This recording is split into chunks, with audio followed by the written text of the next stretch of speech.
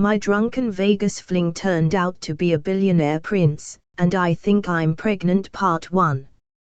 Chapter 1, Viva las mistakes. The first thing Ava knew was pain. Not the stubbed your toe on the coffee table kind of pain. No, this was a full-body, soul-crushing, tequila-fueled hangover. Her head pounded like a mariachi band had set up shop behind her eyeballs, and her mouth was so dry she was tempted to lick the condensation off the gold-trimmed glass of water beside the bed. Wait. Gold-trimmed? Ava blinked. That wasn't her nightstand.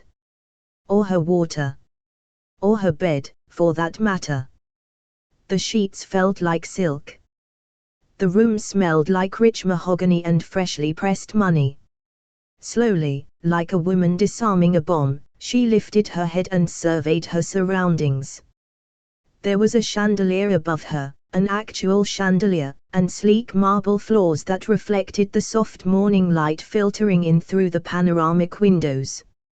A minibar glowed in the corner, fully stocked with every type of liquor known to man, and possibly gods. Beyond the glass windows, the Las Vegas Strip stretched out in all its glittering glory. Ava's heart did a somersault. This was definitely not her studio apartment back in East Hollywood, where the most luxurious thing she owned was a scented candle called Midnight Regret. Her eyes darted around, searching for clues like a hungover Sherlock Holmes. Clothes were strewn across the floor, hers, definitely. A red dress she vaguely remembered buying from a discount rack, and what looked like a tuxedo jacket. Okay, she whispered to herself, gripping the sheets like a life raft. We can fix this. It's fine. I had a wild night. A few drinks. Maybe some dancing. Definitely karaoke.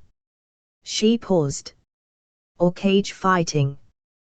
That's when she felt it, the weight on her left hand. She looked down. Her stomach dropped. On her ring finger sat the biggest, flashiest, most ostentatiously obnoxious diamond ring she had ever seen. The kind of ring that could double as a self-defense weapon. The kind of ring that screamed, I am very rich, very taken, and probably hiding a secret yacht. Nope, she said, heart racing. No, no, no, no. She flung back the covers, and that's when she saw it. Her phone, lying on the nightstand. She grabbed it like a lifeline and opened the camera app, because somewhere, in her foggy tequila-brined brain, she remembered a selfie. And there it was. A photo. Her. Grinning like a maniac. Wearing a veil made of what appeared to be feather boas. And next to her. A man. A very, very handsome man. Dark hair tousled, tuxedo collar undone, perfect stubble on his jaw. He had one arm wrapped around her waist, the other flashing a matching ring to the camera. Ava zoomed in. In the photo, the man was winking. She choked. No. Freaking way. The time stamp on the photo. 3:43 a.m. The caption underneath, in her own handwriting. Just married, baby. Ava dropped the phone. For a moment, all she could do was stare at the ceiling and contemplate every bad decision she'd ever made, including, but not limited to, eating gas station sushi last week and agreeing to a second tequila slammer at the hotel bar. This was a new low. A rustle came from behind the bathroom door. She froze. Someone was in there. Ava grabbed the nearest object, a ridiculously fluffy designer pillow, and hugged it to her chest. The door creaked open. Out walked the man from the selfie. He was shirtless. Abs like betrayal, Ava thought weakly. Morning, he said, voice deep, accent faintly exotic. He gave her a lazy, devastating smile. "Sleep well, Mrs." She stared. "Mrs. who?" He blinked, then rubbed the back of his neck. "Right. We may need to talk about that." Ava let out a strangled noise that sounded like a blender and a scream had a baby. The man, this very gorgeous, extremely shirtless stranger, reached for a robe, entirely too calm. It was quite the night. The Elvis impersonator cried, "You know Elvis." During the vows. Ava's left eye twitched. He glanced at the suite's penthouse view, then back at her. "You don't remember any of it." "I remember, margaritas. Maybe a mechanical bull." She narrowed her eyes. Did we actually get married?"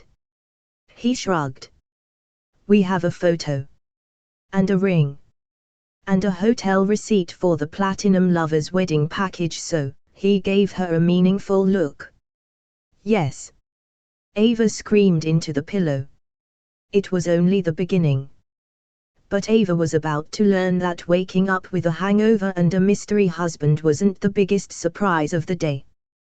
Because the man in the tuxedo. He wasn't just hot. He wasn't just rich. He was Crown Prince Kian of Al-Razi, billionaire heir to a Middle Eastern kingdom, and the most eligible royal bachelor on the planet. And she, Ava Garcia, yoga instructor with $12 in her checking account, was about to become the most accidentally famous woman in the world. Chapter 2, The Hangover, Royal Edition. Ava sat in the middle of the world's most luxurious bed like she was being held hostage by a department store bridal display. The silk sheets were tangled around her legs, the too large diamond on her finger kept catching the light like it was mocking her, and her mystery husband, Prince Tall, Dark, and overwhelmingly handsome, was now whistling in the bathroom. She had questions. Like, who was he really? Why was she in this suite? And most importantly, how in the holy name of Elvis had she gotten married?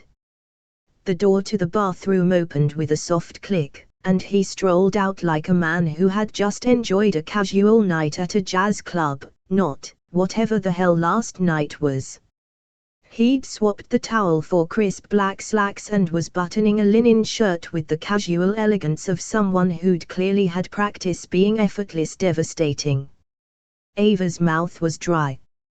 "Okay," she said, still clutching a pillow like it could shield her from reality.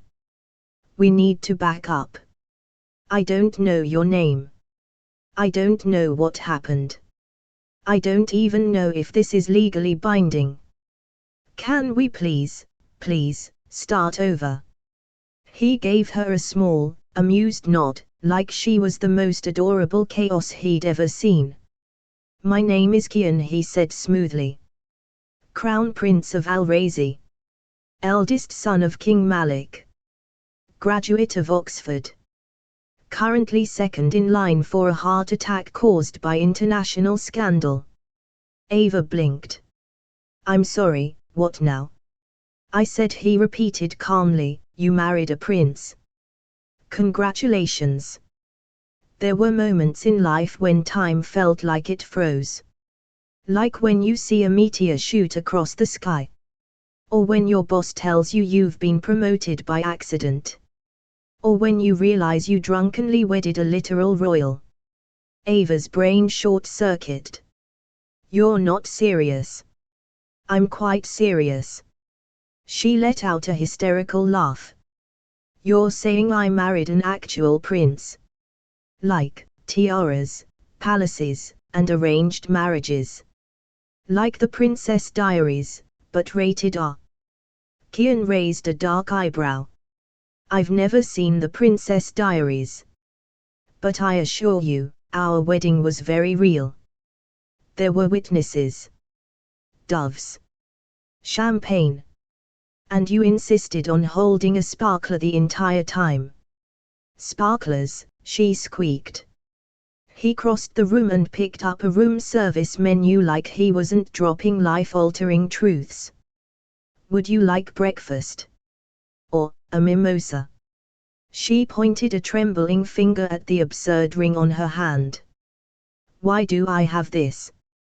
Why did you, how could you even, what is happening? I believe you proposed to me, Kian said, without looking up from the menu. You got on one knee. Quoted the notebook. It was very touching. I did not. You cried. Ava dropped her face into her hands and groaned loud enough to scare pigeons in another state. So she said slowly, her voice muffled, I'm married. To a prince. I don't remember it. And now you're telling me I'm married, not just cute drunk mistake at a drive-through chapel married. Kian finally looked up. His dark eyes met hers with quiet intensity. In my country, a wedding, even one in Las Vegas, can be considered legally binding under certain circumstances. Especially when it involves a royal. She froze. Wait.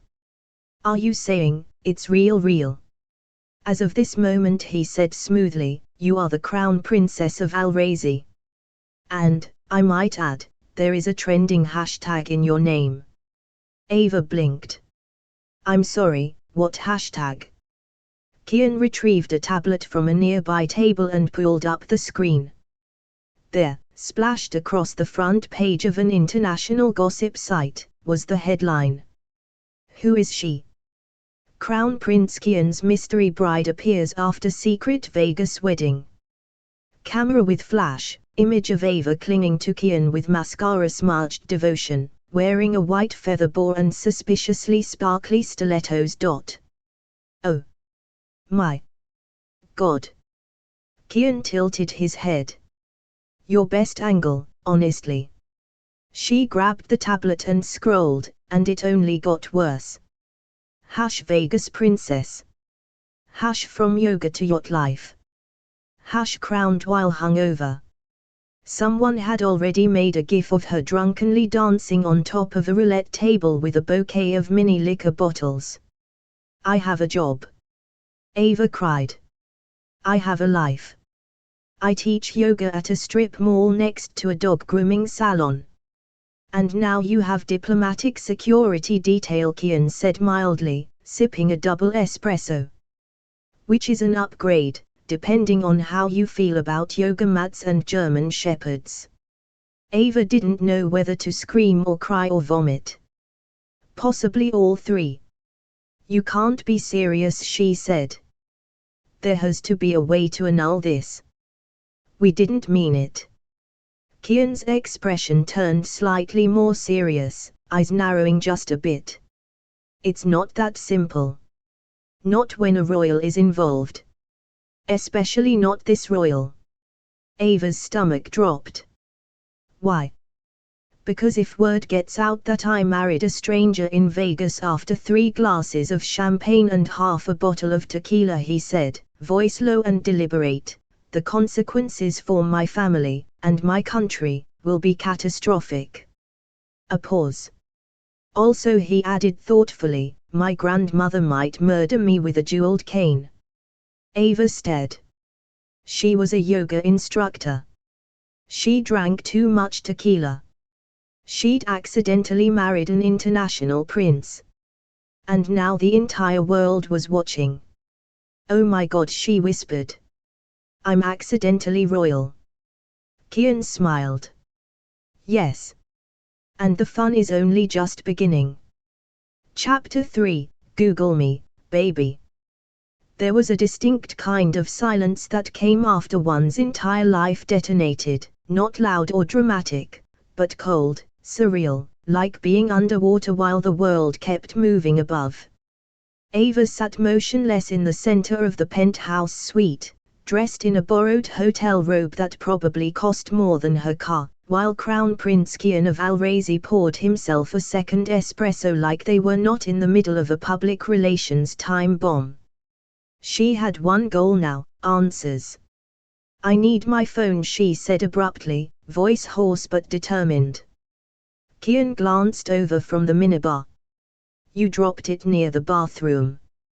Try not to scream when you see your call history. Or your browser tabs. With the urgency of someone defusing a bomb, Ava retrieved her phone, her fingers trembling as she unlocked the screen. The home screen had changed. The background now featured her and Kian in front of a drive-through chapel, both mid-laugh, with a bouquet of glow sticks in her hand and a crown of mini liquor bottles on his head. She made a sound that could only be described as a strangled sob. Don't worry, Kian said, sipping. I backed up the photos. For sentimental reasons. She didn't respond. She was already typing Kian Al-Razi into Google like her life depended on it. The search results were immediate. And horrifying. Kian Al-Razi, Crown Prince of Al-Razi. Net worth, estimated $45 billion. Education, Oxford University, Harvard Business School. Known for diplomatic brilliance, ruthless negotiation style, elite polo skills, and a near-deadly smolder. Relationship history, dated European models, Saudi royalty, and one pop star, unconfirmed. Current status, secretly married. Oh my God, Ava whispered. She kept scrolling. There were photos, 1,000 of them, of Kian in tuxedos at state dinners, in linen suits with world leaders, playing polo on a white stallion in the desert. In one particularly distracting image, he was emerging from the ocean, shirtless, the water glistening on his abs like a cologne commercial come to life. Ava stared at it for a full 5 seconds longer than necessary. Kian raised an eyebrow from across the room. Are you admiring my diplomacy? I am processing, she replied tightly. The more she read, the worse it got. Kian wasn't just a prince. He was the prince. The jewel of the Al-Razi dynasty. The man expected to modernize the entire oil-rich kingdom with a wave of his hand and a perfectly timed press conference. He had 2 younger brothers, a beloved, and terrifying, grandmother queen, and a reputation for being completely untouchable. Until now. Until her. Her next frantic search, Al-Razi royal marriage laws. More horror. Royal Law 11.3, any heir to the throne who marries, intentionally or otherwise, must make a public affirmation of the union within 30 days. Failure to do so results in annulment, scandal, and possible removal from succession. Ava dropped her phone into a pile of throw pillows and flopped back onto the bed. This is not happening, she moaned. This is some kind of tequila fever dream. I'm going to wake up and be at my yoga studio, and my biggest problem will be Karen complaining about her chakras again. I'm afraid not, Kian said dryly, strolling over. You Googled me. It's real now. Why didn't you tell me who you were? She demanded, bolting upright. I tried, he said, sitting on the edge of the bed. But you insisted I was just really committed to your prince fantasy and then made me swear allegiance to your imaginary kingdom of Margaritaville. Ava pressed both hands to her face. You could have insisted. You also told me you were a Cirque du Soleil contortionist with a fear of commitment, so I assumed we were both playing a character. She peeked through her fingers. You're infuriating. He smiled slightly. And yet, here we are. Married. A beat passed. Ava stood abruptly. Okay, no. No. I need to disappear. I need to get out of here, out of the headlines, back to my apartment where no one knows my name and my landlord still thinks my name is Ashley because of a typo on the lease. She began pacing, waving her hands wildly. This didn't happen. We get it annulled, we erase the photos, You go back to princing and I go back to teaching hot yoga to tourists with sunburns. Easy. Kian stood too, slowly, calmly, the exact opposite of her imploding energy. You really think it's that easy? He asked quietly. She froze. He stepped closer, his voice low. Your face is already on the news. Your name is trending in 3 languages. And there are diplomatic implications. If we annul this without a public statement, the tabloids will say you trapped me. That I lied. That my kingdom tried to cover it up. It would be a scandal, Ava. One that could destabilize things. Destabilize? Kian, I'm a yoga instructor. I'm not a political weapon. Tell that to the paparazzi camped outside this hotel, he said. Tell that to my grandmother. Or to the Minister of Public Image, who is probably having a heart attack in a palace somewhere as we speak. Ava's breath caught. So what do we do? Kian's eyes held hers. We wait. Just a little. Until the press simmers down. We say we eloped in private and are now considering our future. We don't deny it. We don't confirm it. We control the story. And then he said carefully, you walk away clean. If you still want to. No scandal. No cameras. Just, quietly, respectfully, over. It sounded reasonable. Rational. Even, considerate. But something in Ava's chest twisted. Because as terrifying as all of this was, the lights, the titles, the accidental princessing, the man standing before her wasn't just some random mistake. He had something magnetic. Dangerous. Real. She looked at him, this real-life prince she somehow married while blackout drunk, and realized that nothing about this was going to be simple. And in the depths of her soul, Ava suspected that walking away might just be the hardest part. Chapter 4, Panic. At the juice bar. Ava had never been happier to see a strip mall in her entire life. After a 5-hour flight from Las Vegas, 3 missed calls from blocked numbers, and 1 panic attack in an airport bathroom, she stood in the blinding morning sun of East Hollywood, clutching a bag of breakfast tacos like a war survivor returning from battle.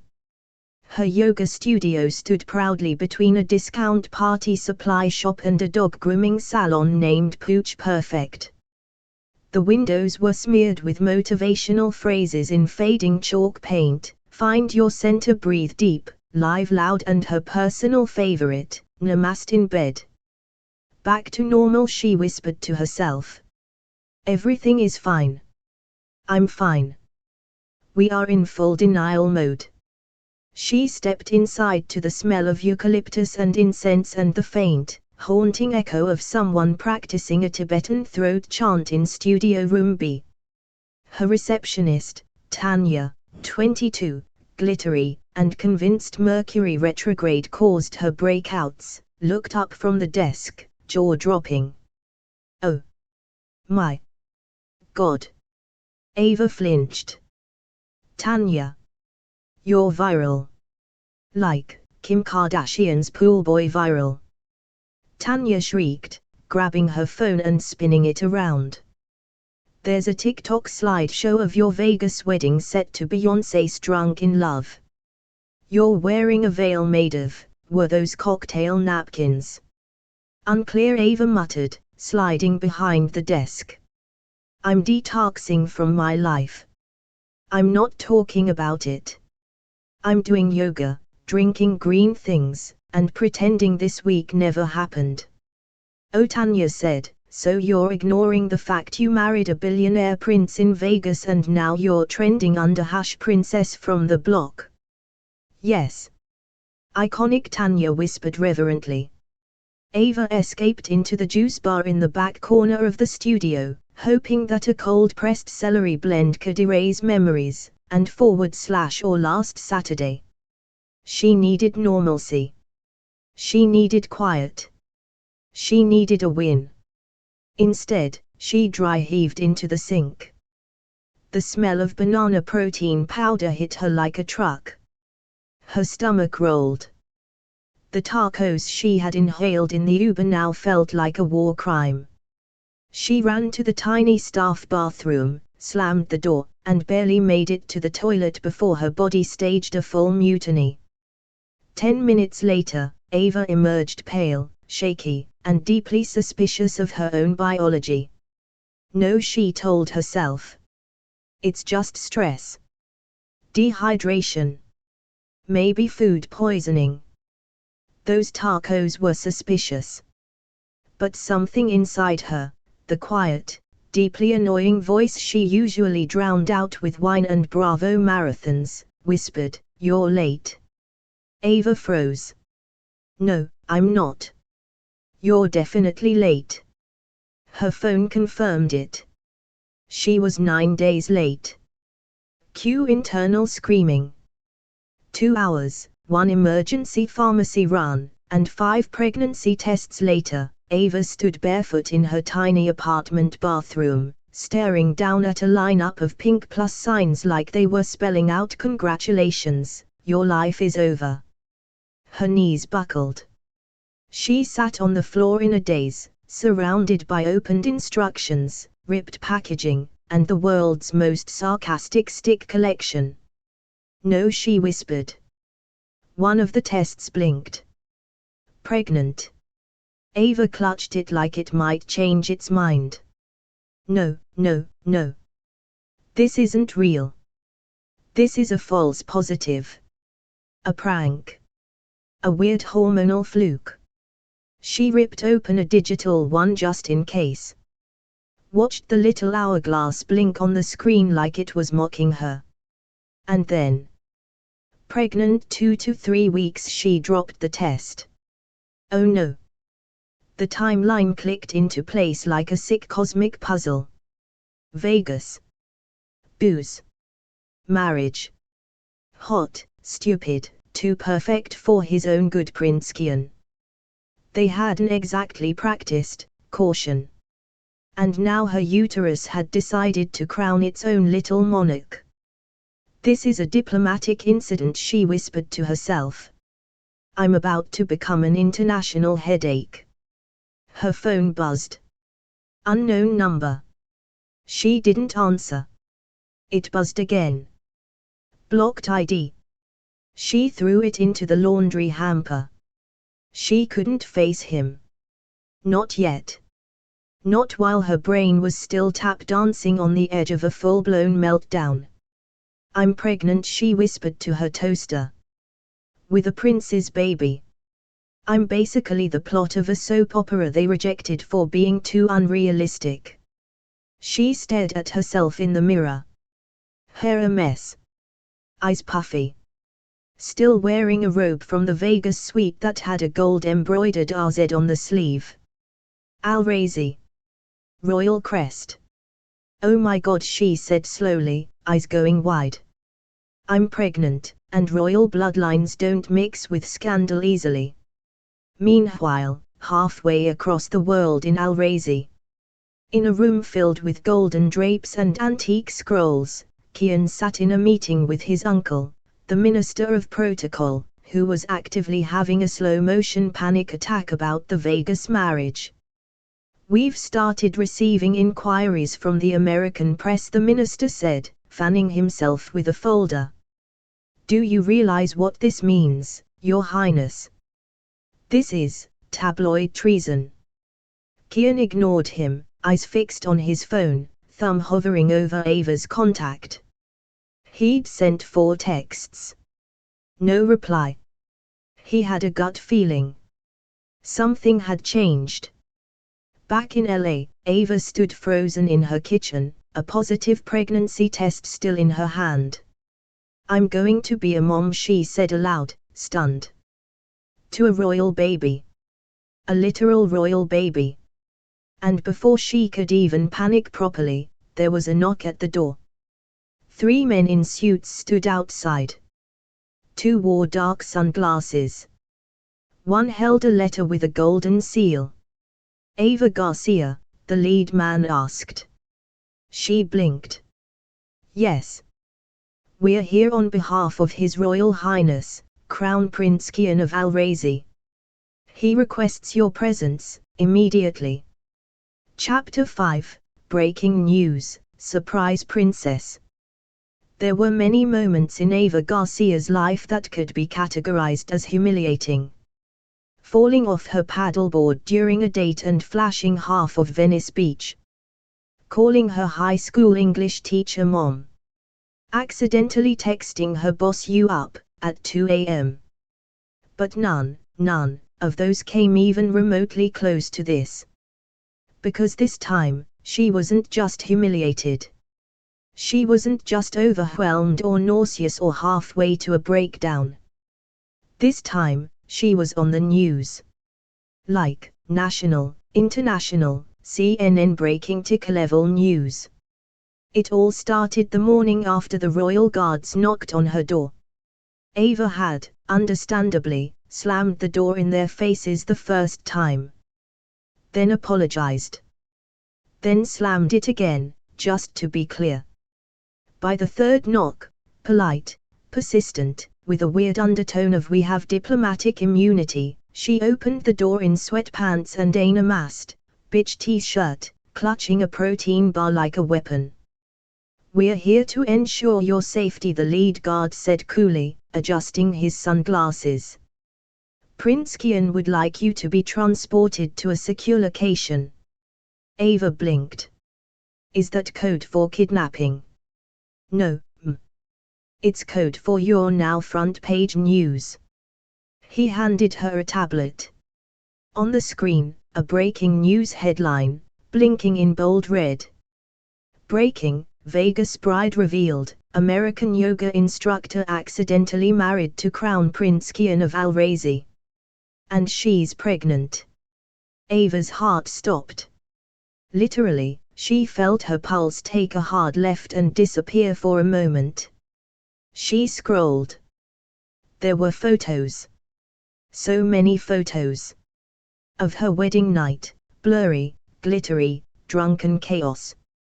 Of her arriving back in LA in an oversized hoodie, clutching a pregnancy test box like it was a prize from the Hunger Games. There was a screenshot of her Venmo transactions. How had they even gotten that, highlighting a $12.50 payment to pharmacy for tests, loudly crying face. Then came the headlines. Yoga guru to royal mama, who is Ava Garcia. From downward dog to royal heir. Palace baby bomb.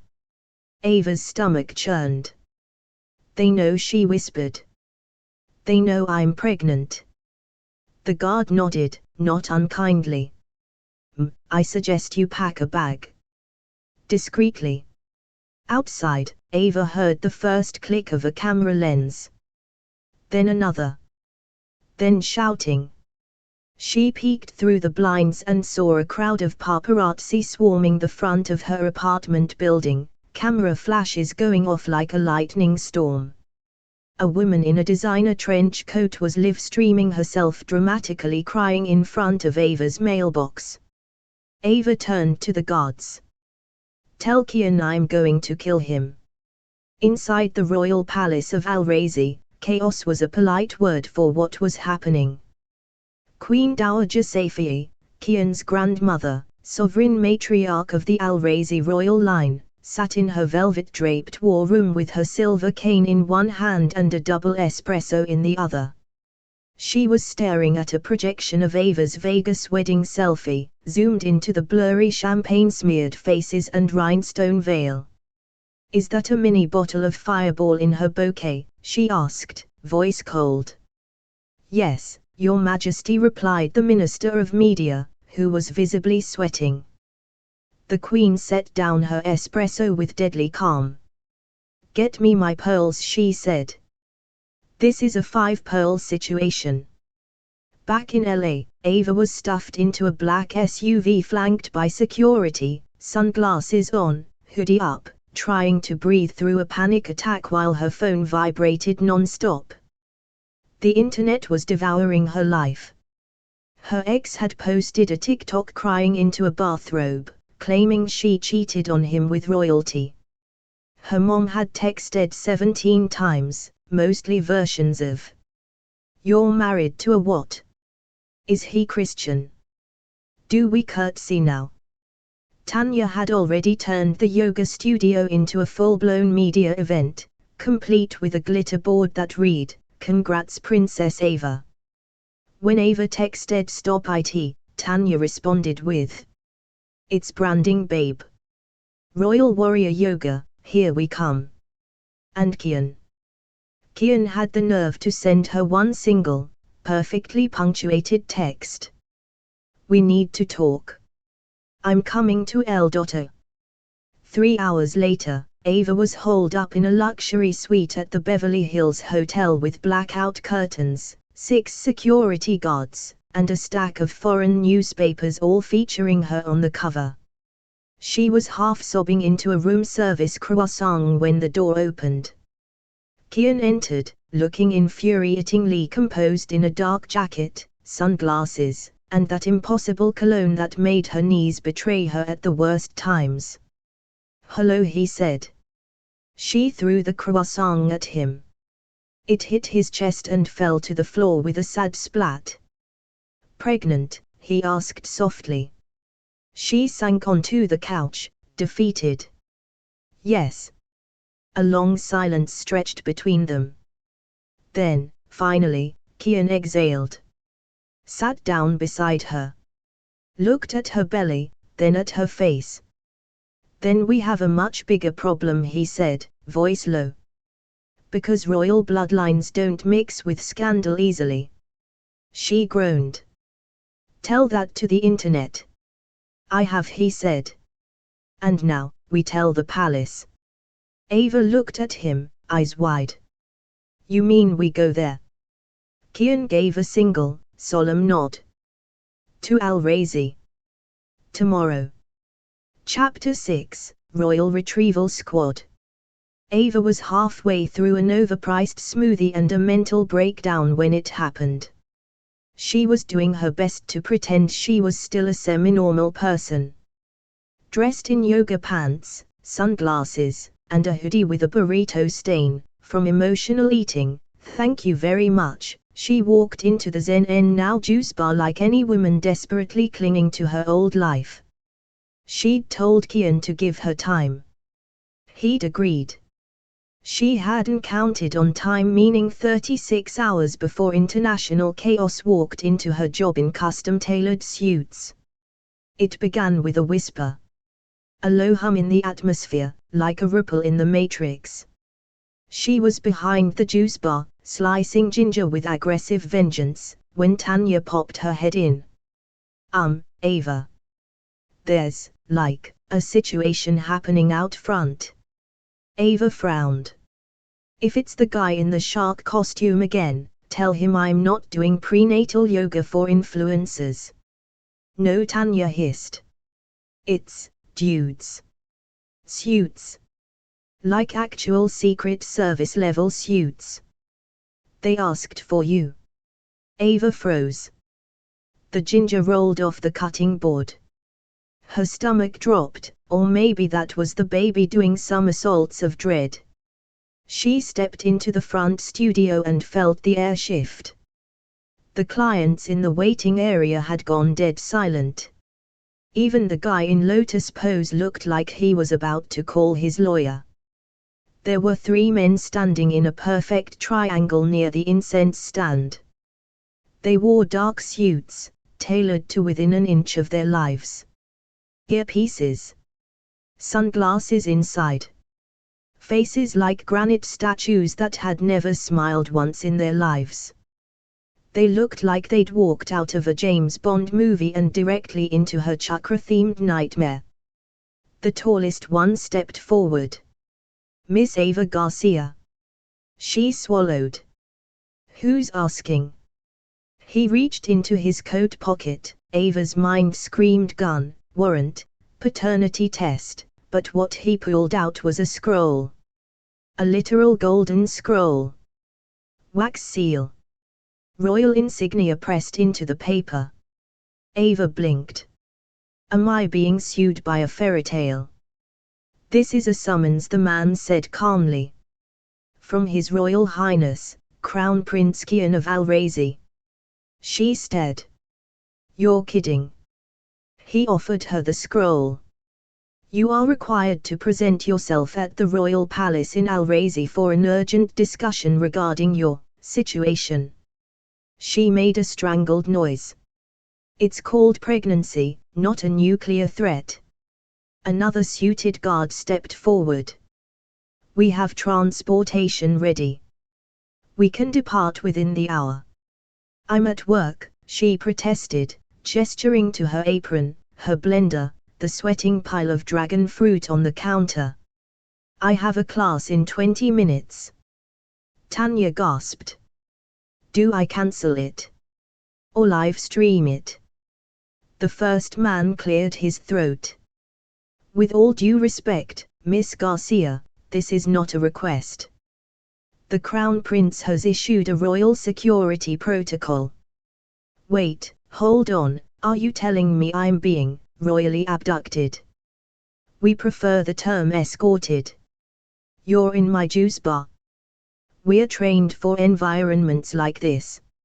She turned to Tanya. Am I hallucinating?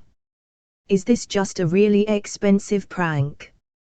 Tanya, wide-eyed, filmed the guards with one hand and offered Ava a crystal-infused calming mist with the other. This is real. And girl, it's giving Hallmark on steroids. 15 minutes later, Ava was being ushered into a black SUV with windows so tinted she felt like a political hostage. Her duffel bag sat in her lap. Inside it, maternity leggings, 3 pregnancy tests, still positive, 1 very reluctant passport, and a hairbrush that may or may not have been stolen from Kian's Vegas suite. This was happening. Like, actually happening. 8 hours later. The royal jet touched down in Al-Razi under the velvet curtain of a desert night. Lights glittered across the runway like gold dust. Palace staff lined the edges in crisp uniforms. Ava, still in a hoodie and jet-lag-induced stupor, was ushered down the steps of the private plane and into another vehicle without ever touching her own luggage. She could already tell, this wasn't Las Vegas. This wasn't LA. This was something else entirely. The car glided through wide boulevards lined with palms and mosaics, ornate lanterns casting golden shadows across marble fountains. Ava pressed her forehead to the glass, her stomach twisting.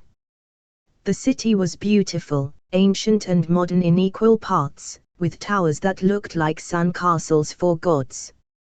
And rising above it all, glowing against the night sky like a crown forged from dreams, the royal palace.